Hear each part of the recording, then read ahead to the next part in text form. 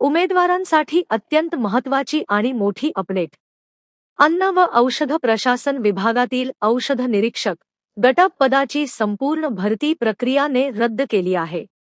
22 मार्च 2026 रोजी झालेल्या चाळणी परीक्षेत गैरप्रकार झाल्याच्या तक्रारी आयोगाला प्राप्त झाल्या होत्या.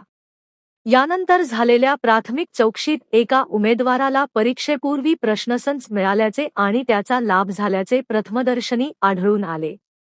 त्यामुळे परीक्षेची पारदर्शकता आणि निष्पक्षता कायम ठेवण्यासाठी आयोगाने संपूर्ण भरती प्रक्रिया रद्द करण्याचा निर्णय घेतला आहे. आता या पदासाठी पुन्हा फेरपरीक्षा घेतली जाणार आहे. सर्वात महत्त्वाचे म्हणजे यापूर्वी अर्ज केलेल्या उमेदवारांना पुन्हा अर्ज करण्याची गरज नाही आणि फेरपरीक्षेसाठी कोणतेही अतिरिक्त परीक्षा शुल्क आकारले जाणार नाही. फेरपरीक्षेची नवीन तारीख आयोगाकडून स्वतंत्रपणे जाहीर केली जाणार आहे. अशाच्या महत्त्वाच्या आणि अधिकृत अपडेट्ससाठी सबस्क्राईब करा.